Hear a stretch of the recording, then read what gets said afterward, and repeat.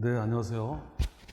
제가 오늘부터 우리 노무사 GS 2기 교육을 받게 된 이총교 법무사입니다.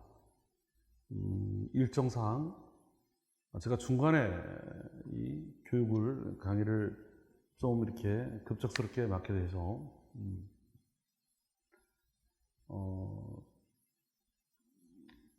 우선은 이번 2기는 동영상으로 여러분을 만나고 있습니다.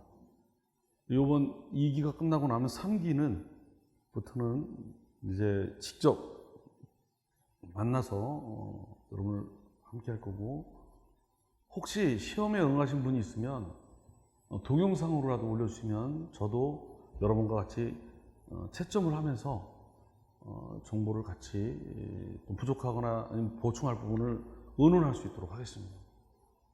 참고로 다시 한번 말씀드리면, 제가 중간에 이렇게 오게 된 과정성 플러스 또 이 과목이 상당히 생소한 과목이라서 연기, 일기를 들었다고 해서 이미 축적될 수 있는 그러한 내용이 아니라서 무한 반복이 필요한 부분이라서 앞에 좀 천천히 초보인 분을 염두에 두고 또 우리 노무사 시험을 염두에 두고 총 정리를 했어요.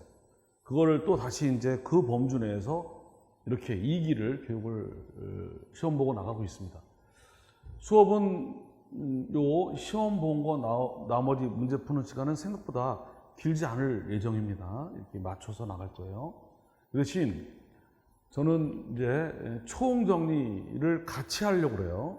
문제 푸는 것만 연습해서는 부족하다.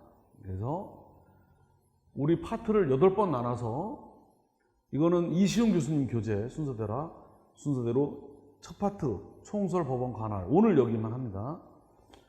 다음 주 당사자, 그 다음 주 소재기 이시용 교수님 순서대로 변론, 그 다음 주, 그 다음에 증거, 그 다음에 소송 종료, 복잡소송 이후.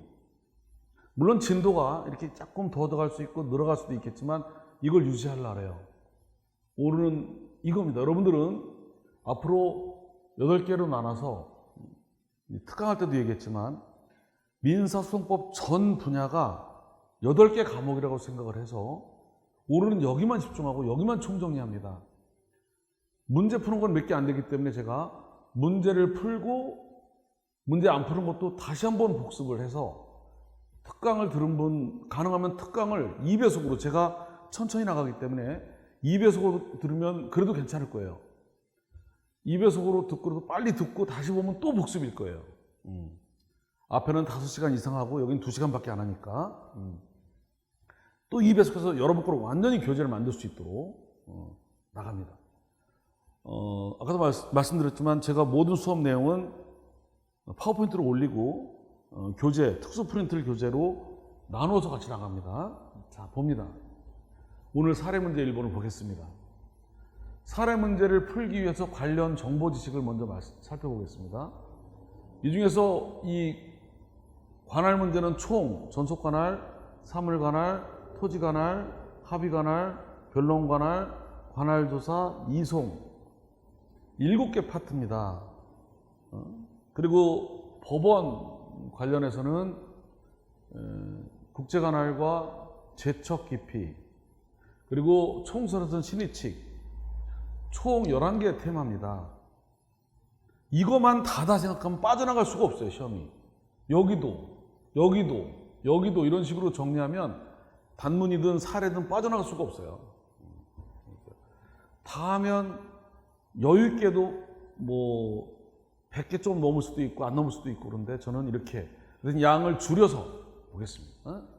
오늘 시험은 이 중에서 첫 번째 시험은 토지관할과 관련된, 그리고 전속관할과 관련된 이제 살펴보게 되는 것이죠. 또 전속 합의관할과 관련된 게요. 우선 토지관할과 관련된 첫 번째 주제. 토지관할은 소재지를 달리하는, 전국에 법원이 많다 보니까 같은 종류의 여러 법원, 그러니까 같은 1심, 같은 2심 이렇게 소재지를 달리하는 특히 1심 법원 사이에서 재판권의 분담 관계를 정해놓은 거, 이거를 토지 관할 그런다. 제가 오늘 나눠드린 유인물이 있어요. 프린트물 교재. 매번 나갈 건데 이걸 가지고 총 정리를 하고 있습니다. 8번에 나눠서. 이거 하나면은 그 단문 또 사례, 기본 소역화를 다 할 수 있도록 이렇게 하고 있어요. 자, 이 관할에는 두 가지가 있어요. 이거 재판적에는 토지 관할에는 보통 재판적과 특별 재판적. 이거는 키워드만, 보통 재판적은 모든 소송 사건에 관하여 공통적으로 인정되는 재판적. 그죠? 2조가 있어요. 2조. 이렇게. 특별 재판적은 특별한 종류의 내용, 특별한 사건, 개별 특별한 사건에만 한정적으로 적용되는 재판적이다. 이 특별 재판적은 다시 다른 사건과 관련 없이 독자적으로 인정되는 독립 재판적과 다른 사건에 관할이 있기 때문에 관할권이 인정되는 관련 재판적이 있다. 이거 보면 되겠습니다. 이 개념만 알면 되겠어요. 이때 특별재판적은 보통 재판적보다 한 수 위라는 개념이 아니다. 특별하다는 게 아니고 모든 사건 가지고 플러스 알파 부가 서비스 개념이다. 부가 서비스 개념. 그래서 이건 개념은 조금 이따 볼 때 이 개념을 여기 쓴 거로다가 대체할 거기 때문에 좀 봐놓고요. 이 관련이 이 재판적이 여러 개 생길 때 이 보통 재판적과 특별 재판적이 공존하거나 여러 개 경합될 수 있는데 빨간 글씨 중요하다. 이때 원고는 경합하는 여러 관할법원 중 아무데나 선택을 할 수 있고, 특별재판적이 보통재판적보다 우선하는 게 아니다. 다만 전속 관할은 빼고,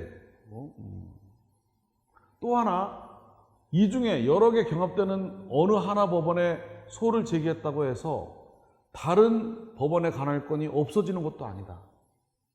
거기 또 제기할 수도 있다. 관할권이 있으니까. 다만 또 제기하고 또 제기하면 중복 소송이 문제될 뿐이지. 이 정도만 알아둡니다. 이 특허 관할은 변리사 시험에서나 있으니까 혹시 시험 나오면 법조항을 옮겨 쓰고 우리가 따로 보진 않겠습니다. 자, 이건 보통재판적의 종류예요. 의의는 방금 전에 본 거로. 보통재판적은 사람의 보통재판적 모든 사건에 주소지. 그리고 법인일 때는 본점, 주된 사무소재지, 본점 수재지. 국가를 대표하는 관청이나 대법원 수재지. 보통재판적을 정할 수 없는 자가 있을 때는 대법원 소재지. 이렇게 흐름만 좀 알아두고, 특별재판적은 7조부터 24조까지 조항이 엄청 많아요. 그 중에 제일 중요한 게 의무이행지다. 의무이행지. 재산권에 관한 소는 의무이행지가 가능하다. 계약상의 의무든 법률의 규정에서 발생하는 불법행위 손해배상 채무도 의무이행지, 부당이익도 의무이행지가 가능하다. 특히 민법에 제가 교과서를 옮겨왔지만 지나치게 줄이지는 않고 있습니다. 그래서 키워드를 뽑을 수 있어서 다시 봐야 됩니다. 여러분들이 공부할 때. 그래서 같이 보면서 같이 줄이고 있어요. 이건 교과서를 그대로 줄여서 옮겨왔겠지만 지나치게 줄이진 않았어요. 민법의 특정물 인도 청구권 이의 채무는 지참 채무 원칙이라 채무를 들고 와야 되는 거라 변제하러 원고 주소지가 의무이행지다. 그래서 원고 주소지가 다 된다. 예를 들면 대여금 청구 이행지가 채권자 갑의 주소지인 서울이고, 그러니까 서울에 사는 갑이 부산에 사는 을에게 대여금 청구할 때 대여금 채무 이미 의무이행지가 채권자 주소지 원고 서울이기 때문에 서울도 가능하다. 보통재판적은 부산이지만 모든 사건 상대방 주소지. 특별재판적으로 많이 있어요. 그냥 조항만 하라고 하면 되고 쓸 시간도 없을 거예요 아마. 조항 제목도 쓸 시간이 없고 읽기 시험에 나오진 않을 거예요. 12조 불법행위지 관할이 있고요. 특별재판적으로 20조 부동산 관련 소송은 소재지. 이건 부동산 명도, 철거. 참고로 부동산 명도란 말을 요즘 쓰지 않고 인도라고 합니다. 인도. 근데 오랫동안 명도란 말을 써가지고. 그 다음에 21조는 부동산 등기, 등록. 명의 이전 이런 것들은 등기 등록지 뭐 같은 거겠지만 여튼 인도 소송 이건 등기 사건 이렇게 20조 21조가 특별재판적으로 나머지 쭉 보고 특허권은 변리사 시험에서만 그러니까 이렇게 자세한 게 있다는 것만 알아두고 자 그다음에 전속관할 문제를 봅니다. 전속관할이란 공익적 요청 그러면 임의관할이란 이 전속관할 임의관할은 저는 정말 특혜급이라고 생각해요. 저는 총정리 시간에도 얘기했지만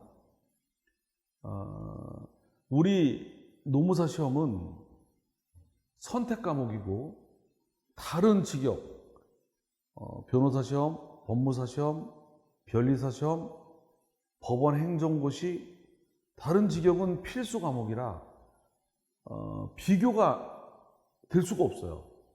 그쪽은 필수 과목이라 어렵게 내든 꼬아서 내든 난이도 높이든 별 문제가 안 되는데 우리는 다른 과목과 선택 과목이라 그렇게 낼 수가 없어. 시험 문제가 굉장히 다른 과목보다 예측 가능하게 쉽게 나오는 편이에요. 채점 비중도 마찬가지고 그래서 저는 지나치게 다른 직업 기출 문제 이런 거 신경 쓰지 않고 불이타 방지용으로 가장 좋은 게 기본에 충실한 거다. 그래서 교재를 줄여서 충실하게 여기도 이거 그래서 저는 기본을 잘하면 불이타 문제도 커버가 되고 어떤 것도 응용할 수도 있다.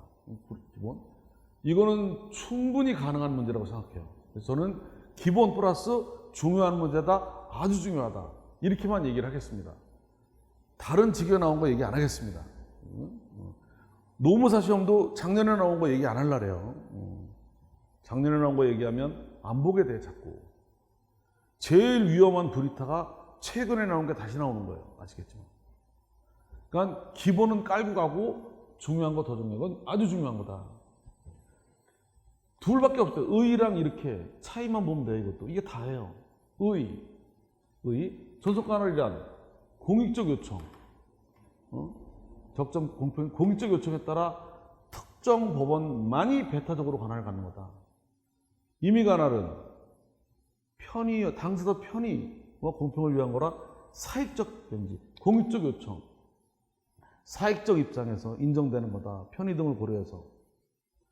그래서 당사자 간의 합의나 변론에 따라 다른 법원의 관할이 만들어질 수도 있다.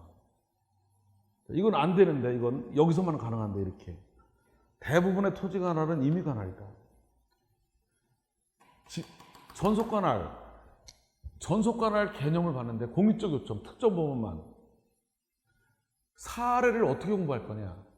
객관식이 아니다 보니까 사례를 샘플을 두세 가지는 알고 있어야 되는데 노무사 시험, 법무사 시험 떠나서 공통되는 사례 중에 하나가 할부거래소송, 매수인 주소지, 다단계 판매, 통신 판매, 소비자 주소지. 노무사 시험 관련해서 굳이 공부한다면 재심사건, 전속관할, 그리고 참고로 가사소송, 회사관계소송. 근데 사실은 어느 직역을 떠나서 이 전속관할로 실무상 가장 빈번한 게 바로 집행법상 소송이에요. 모든 민사소송은 집행법을 염두에 둔 거거든. 소송이 전속관할이다. 자, 효과. 전속관할은 직권조사사항이고 합의관할이나 변론관할이 생길 수가 없고 위반해도 무효고 관할 위반이면 무조건 이송이다. 심판의 표현이한 이송이 인용되지 않고 간과한 판결이 있으면 위반하면은 상소 이유는 되지만 재심 사유는 안 된다. 그 정도까지는 아니다 이거죠. 전속관할이 있으면 관할 경합이 생기지가 없고 선택 여지가 없다. 이건 관할 법원에만 가야 된다. 임의관할은 임의 규정이라 이게 직권수상이라 항변사항이고 이게 합의 변론관할이 생길 수 있고 관할이 여러 개 생길 수도 있고 관할 위반 이송뿐만 아니라 심판 편의한 이송도 가능하고 자, 그 다음에 관할 위반을 간과하더라도 항소심에서 주장할 수 없다. 하자가 치유된다. 치유된다. 자, 이걸 가지고 1번 문제를 해결하겠습니다. 보세요. 1번 문제가 문제 1. 을은, 집주인 을은, 서울에 사는 집주인 을은 의정부에 있는 갑과 사이에 의정부 소재 건물에 대해서, 제가 의정부에서 법무사를 하고 있습니다. 의정부를 좀 했어요. 보증금 2억의 임대 기간으로 이 의정부에 있는 사람한테 의정부 건물을 세를 줬다. 임대차 기간이 끝났다. 이제 임대인이 직접 거주하려고, 여러분 주택임대차보호법에 계약 갱신 조항이 있지만 주인이 직접 거주할 때는 갱신이 인정이 안 돼요. 그래서 거절하고 직접 건물을 인도 요구했는데 이를 거절하기에 세입자를 상대로 의정부에 있는 건물에 인도소송, 명도란 말을 안 쓴다 그랬어요. 인도소송이 명도란 말과 똑같아요. 명도와 인도가 어떻게 다를까?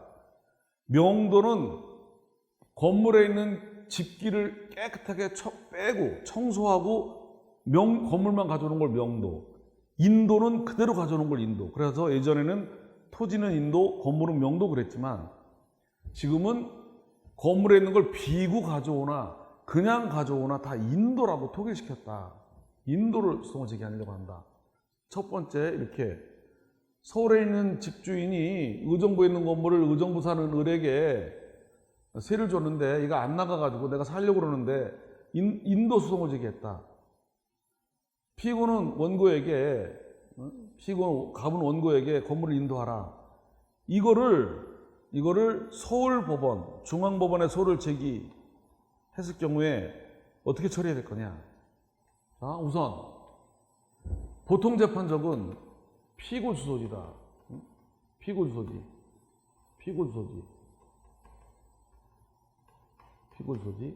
그러니까 의정부다. 특별재판적 부동산 있는 곳, 부동산 소재지. 의정부다. 관할이 의정부밖에 없다. 근데 중앙법원에 제기한 거다 이거죠. 그래서 첫 번째 문제가 서울에 제기한 것이 소재지가 아니라 의정부다 보니까 관할 위반인지, 관할 위반이라면 조사하는 게 직권조사 사항인지, 위반이 밝혀지면 어떡할 건지, 이송해야지. 관할 위반이고 직권조사하고 이송이고, 당사자가 이송 신청권이 있는지, 야 이거 서울에 제기한 거 의정부로 보내달라, 의정부 갈 게 잘못 간 거니까 이송 신청권이 있는지, 간과하고 본안 판결했을 때 하자가 치유되는지, 이걸 살피면 되는 거죠. 건물 인도 피고 주소지 의정부고 특별재판적인 소재지 의정부고, 이걸 위반해서 중앙법원에 제기한 거 관할 위반이다. 소가 제기될 때 관할이 있어야 되는 것은 소송 요건이고 관할권 유무는 직권조사 사항이다. 조사 결과 관할권이 없을 때는 소각하가 아니라 관할권 있는 법원으로 이송을 한다. 각하가 아니라 이송이다. 대한민국의 관할 위반은 다 이송이다.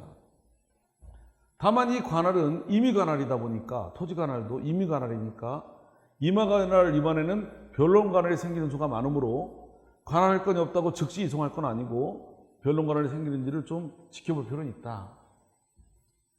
자, 이 관할 이송은 직권 이송이다. 신청권이 없다. 그게 다른 관할, 다른 원인으로 한 이송, 다른 원인으로 한 이송과 달리 직권 이송이다. 판례는 관할 위반의 경우에 당사자에게 그래서 이송 신청권이 없다. 당사가 내는 이송 신청권은 직권 발동을 촉구하는 의미상은 없다.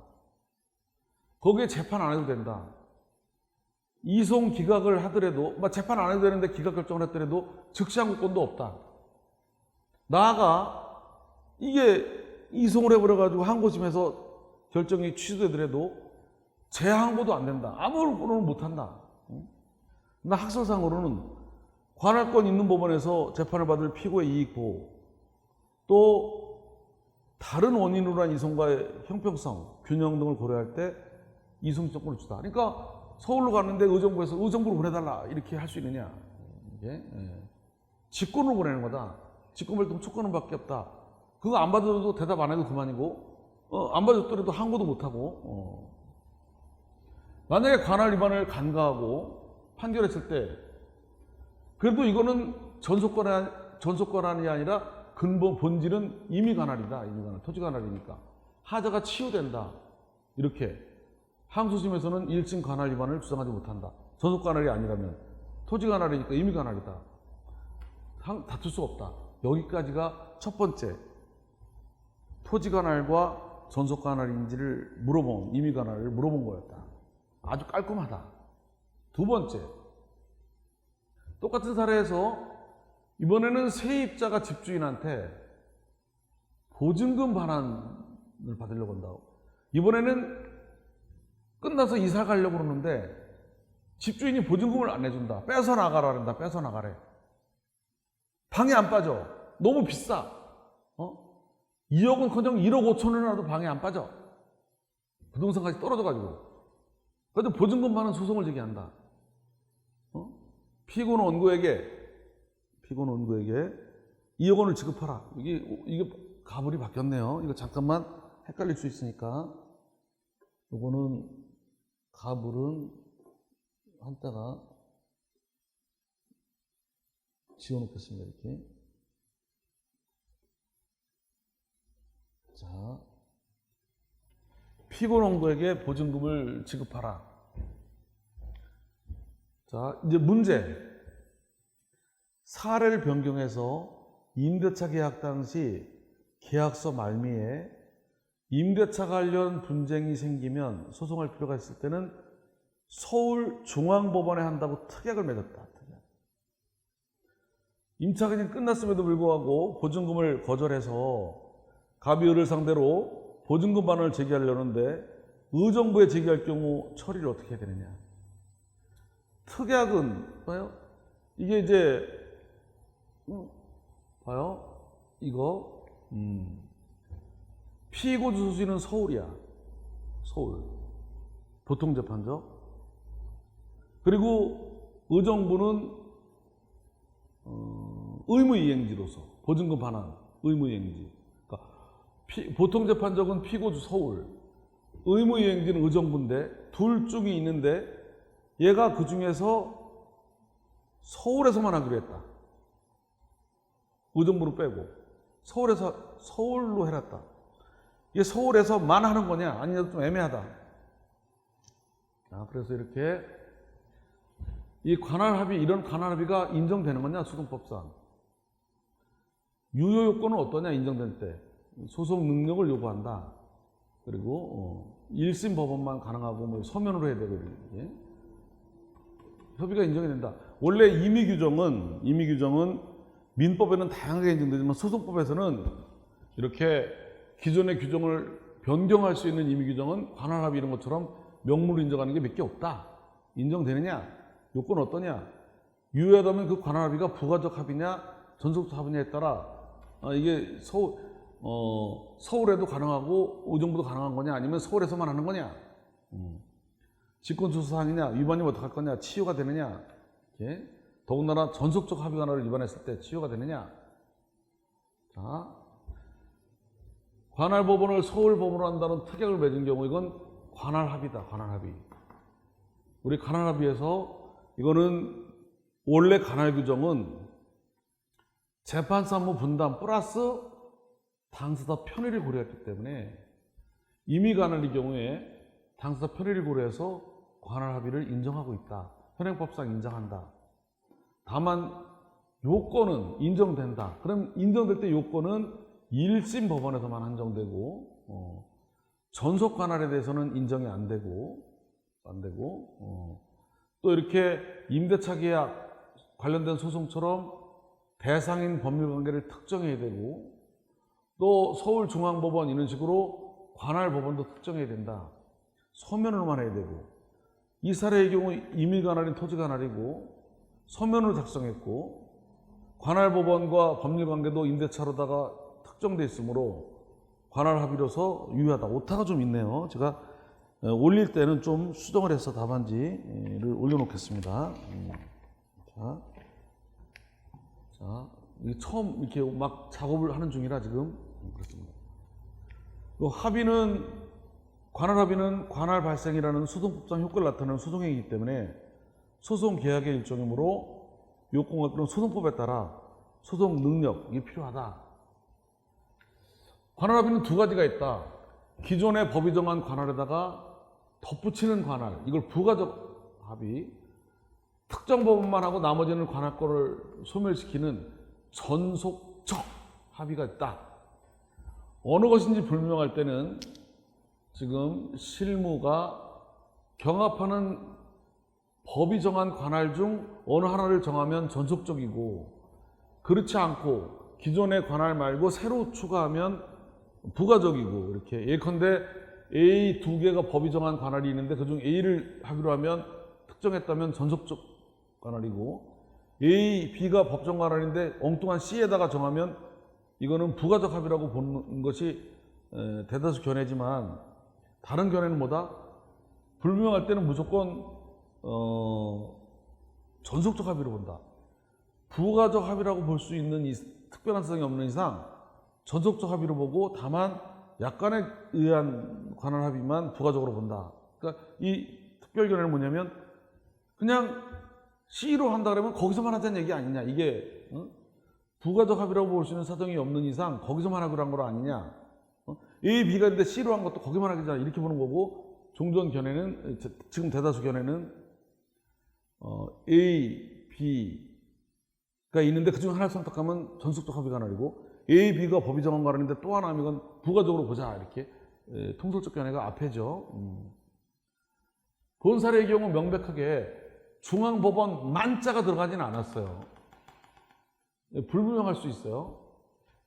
보기에 따라서는 중앙법원으로 한다고만 돼 있지 중앙법원 만자가 들어가지 않아서 뭐 애매할 수도 있지만, 여하튼 임대차 보증금만원은 피고 주소지 서울, 의무이행지 의정부, 서울과 의정부인데 그중 하나인 서울을 택했다면 이거는 뭐 전속적 합의 관할이고, 소수설에 의하더라도 다른 견해에 의하더라도 거기는 원칙적으로 약관이 아닌 이상 전속적이니까 어느 견해에 의하든 전속적 합의 관할이다.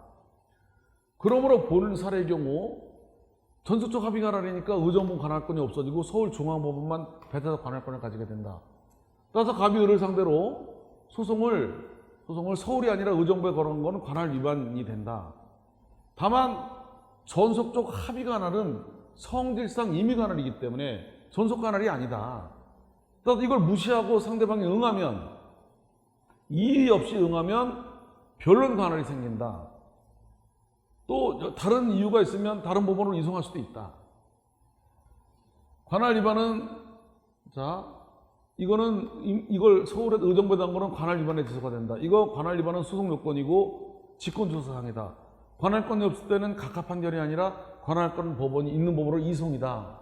다만 전속적 합의 관할도 본질은 임의 관할이니까 변론 관할이 생길 수가 있기 때문에 관할권이 없다고 즉시 이송할 건 아니고 좀 지켜볼 필요는 있다.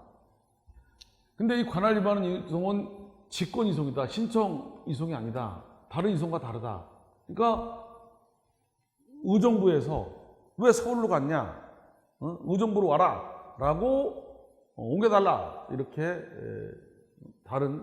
아니 이렇게 서울로 소송을 걸었죠. 이렇게 이거를 특약을 서울로 하기로 했는데 의정부에 왔었죠. 그러니까 서울에서 야 서울서 하기로 했는데 왜 의정부로 왔냐라고 이송을 요구할 수 있느냐. 가불이 서울로 특약을 했는데 의정부다 건 거 말이 안 된다. 서울로 와달라고 할 수 있느냐. 이송 신청권이 있느냐. 이렇게 자, 이렇게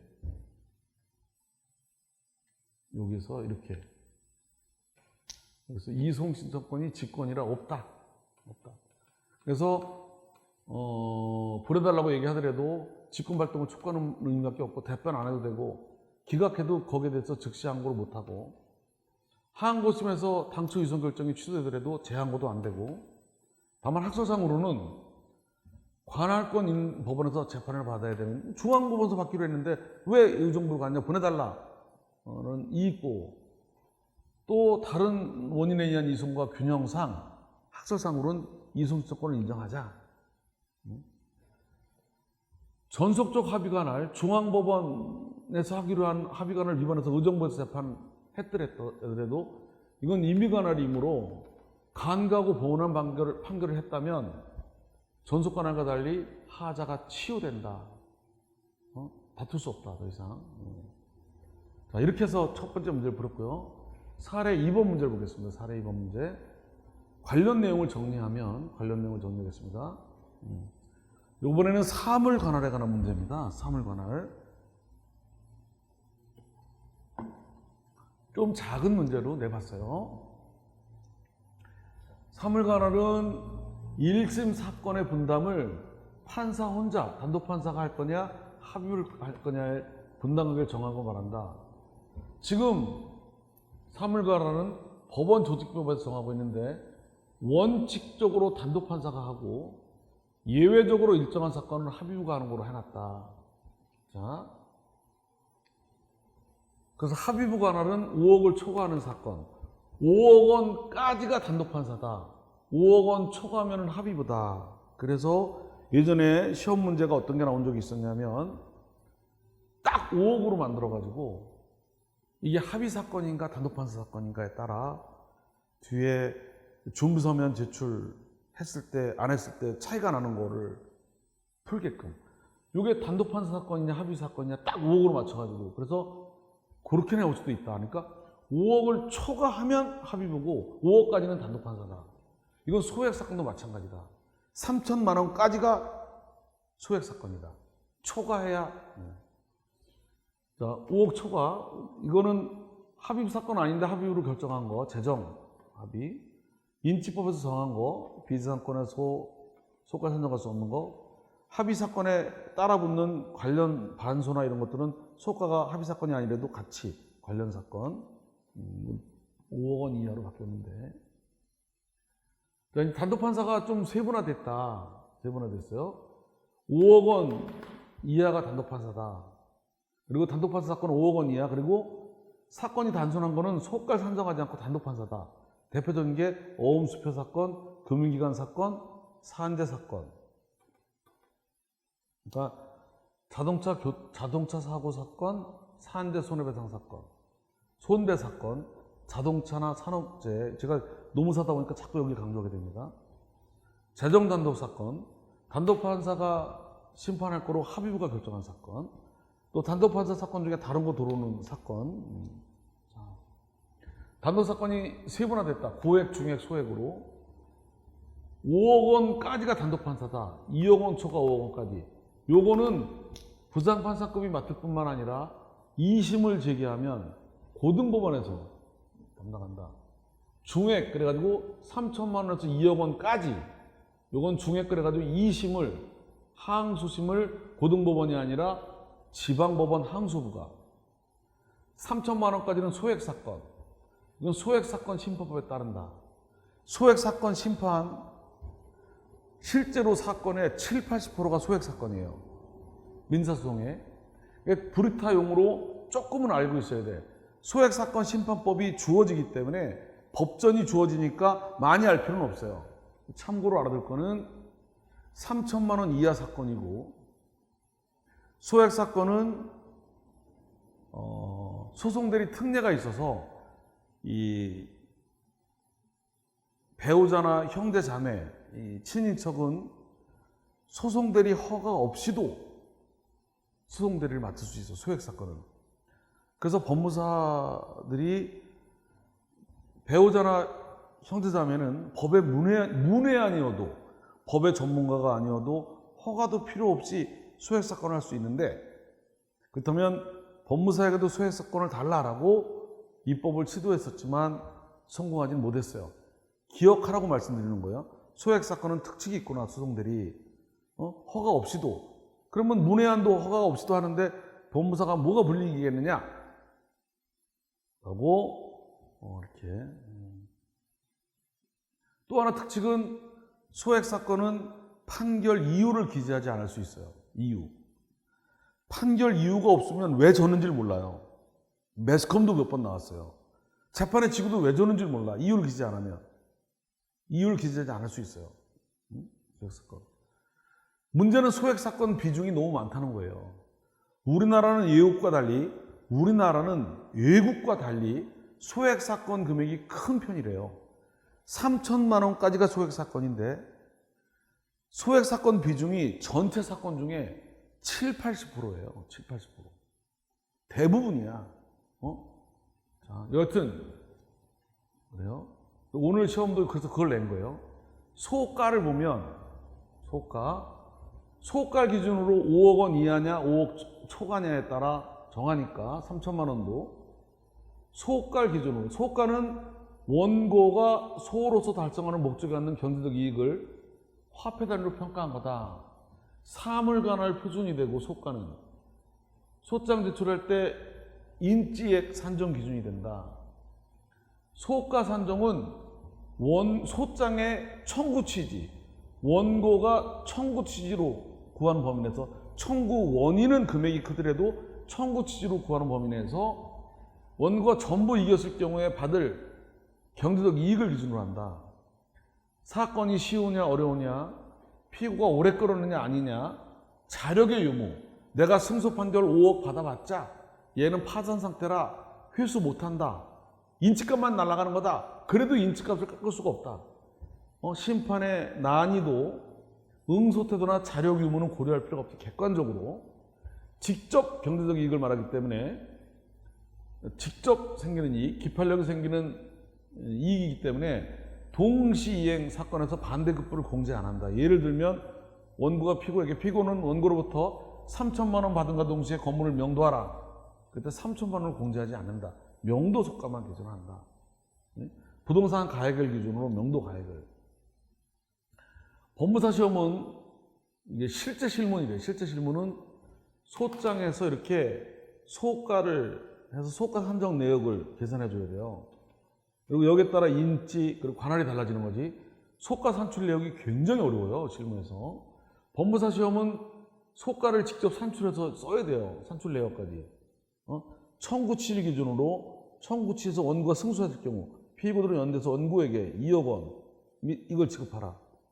2억 원, 소가를 2억 원 인지 계산해가지고 자 4천만 원 지급하라. 400만 원 지급하라. 500만 원이면 이자를 지급하라. 원고 정액에 2천, 수령액에 1,300 지급하라. 소가가 400이에요. 소가가 500이에요. 이 이자 청구는 이 과실, 이자 이런 거는 부대 청구로 봐서 소가 산정 안 해요. 원금만 가져요. 이게 금액이 이렇게 다르면 합산이 원칙이에요. 근데 이렇게 피고가 둘인데 1억 원을 지급하라. 연대에서 1억 원을 지급하라. 각 1억 원을 지급하라. 이렇게 이건 분할로 지급하는 거야. 이거는 연대에서 이렇게 지급하든 이렇게 지급하든 내가 받을 수 있는 한도는 1억이라 경제적 이익이 이것도 1억이다. 근데 이거는 따로따로 1억이니까 이건 2억이다. 또 소송이 이제 나중에 제가 뒤에 가면 실무 사례를 좀 말씀드릴 건데 건물을 철거해야만 토지를 인도받을 수 있대요. 건물이 있는 상태에서 땅 인도 안 된대요. 그래가지고 반드시 철거를 해야 돼. 이게 처분권주의와 관련되는 것도 하는데 철거하고 토지를 인도하고, 그러니까 건물 철거는 토지 인도받기 위한 수단으로 처리가 돼요. 실무상. 토지 인도까지 월세를 내라. 그러면 이거는 수단 청구, 이건 주된 청구, 이거는 부대 청구. 그래서 요거로만 속가로 하고 이게 크지 않는 이상, 수단 청구가 클 때는 그걸 하지만 크지 않는 이상 수단은 삭제하고 원금으로만. 이렇게. 자, 이자는 저기를 안 하고요. 월세는. 이게 속가 산정, 인지 속가 산정하는 실무만 617페이지짜리 책이 있는데 이것도 다 안 나와요. 엄청 어려워요. 우리가 공부하는 것은 손톱만큼도 안 하는 거다. 완벽하게 깊이 공부하는 게 아니라 손톱만큼도 안 하는 거다. 참고로 알아두시라고. 그래서 다시 한번 보면 속가는 원고가 서로 달성할 수 있는, 그러니까 원고가 서로 달성하려는 목적이 갖는 이익을 화폐로 평가한 거다. 사물관할 표준이 되고 인지 산정 기준이 된다. 원고가 청구 취지로 구하는 범위 내에서 전부 승소할 경우에 직접 받게 되는 경제적 이익을 기준으로 객관적으로 평가한다. 심판의 난이 피고 응소태도 자력 유무는 고려하는 게 아니다. 직접적 이익, 기판력이 생기는 수송물에 관한 직접적 이익이기 때문에 동시행 사건에서 반대급부는 공제하지 않는다. 예컨대 3천만 원 받은과 동시에 건물 명도라면 명도로만 한다. 이건 공제하지 않는다. 소를 제기할 때를 기준으로 소가 산정한다. 소 제기할 때 부동산 가액이 정해지면 나중에 가격 변동해서 옮겨지더라도 변한 게 없다. 소 제기할 때 1억 5천인데 부동산 가격이 올라가서 5억이 넘어가더라도 합의부로 변동되는 게 아니다. 소 제기시 기준으로 한다. 예외가 뭐다? 1심 단독판사 사건 중에 청구 금액을 넓혀서 5억을 초과하게 되면 관할 위반이 되기 때문에 합의부로 보내야 된다. 변론 관할이 생기지 않는 이상. 반대로 합의 사건 중에 금액이 떨어졌다고 해서 청구 취지 감축으로 금액이 깎였다고 해서 이송하지는 필요는 없다. 이때는. 자, 청구가 병합됐을 때는 합산한다. 합산. 여러 개 청구, 경제적 이익이 독립할 때는 예컨대 원고가 한 개의 소로서 대여금, 물품대금 이렇게 하면 합산이 원칙인데 예외가 있다. 중복 사건 흡수. 예컨대 여러 연대 채무자에게 연대서 갚아라. 그러면 하나만 속가라고 나머지 흡수된다. 큰 거로만 하라고 나머지 흡수된다. 추단 청구. 토지 인도는 건물 철거. 토지 인도는 주된 청구고 건물 철거는 수단 청구다.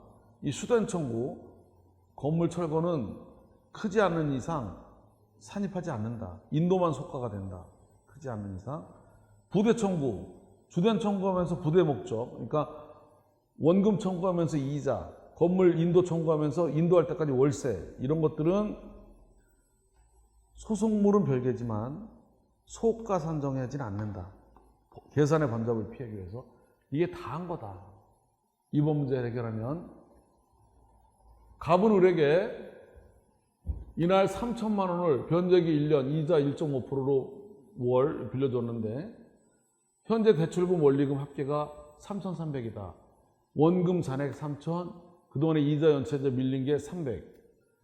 피고가, 그러니까 갑이 을에게, 피고 원고에게 3,300만 원 및 그중 3,000에 대해서 요때까지 계산했으니까 요 다음날부터 이자를 주라고 소송을 제기할 경우에 소가가 얼마냐. 그리고 배우자나 직계율적 형제자매가 허가 없이 소송대리인이 될 수 있느냐. 소가는 원금만 가져가니까 부대 청구를 빼서 3천만 원이다. 3,300이 아니라 3천만 원까지가 소액 사건이다. 소액 사건이니까 허가 필요 없이 대리가 될 수 있다. 이렇게. 자, 답안. 소가는 원고가 청구 취지로 구하는 범위 내에서 전부 승소할 경우에 이걸 말합니다. 객관적으로 평가하는 거다. 부대 청구는 산입하지 않는다. 번잡 때문에. 이거 사례 겨우니까 원금 3천만 원이 소가다. 자, 3천만 원을 초과하지 않는 금전지급 청구니까 소액사건 침법 적용을 받는다. 동법 8조에 따라 소송대리 특례에 따라 배우자나 직계율적 또는 형제자매는 허가 없이도 소송대리인이 될 수 있다. 다만 대리권 관계를 호적등본, 가족관계증명서 이런 거를 증명해야 된다. 여기까지 해서 간단하게 중요한 토지 관할과 사물 관할과 전속 관할 문제를 정리를 했어요. 좀 쉬었다 마지막 시간은 이제 시험 문제로 연습은 안 됐지만 단문형으로 또는 사례형으로 좀 봐야 될 것들을 오늘 주제 1일차 주제 중에서 빠짐없이 가볍게 터치하는 거로 책을 보면서 정리하는 거로 이렇게 함께 하도록 하겠습니다. 수고들 했습니다. 좀 쉬었다 하겠습니다.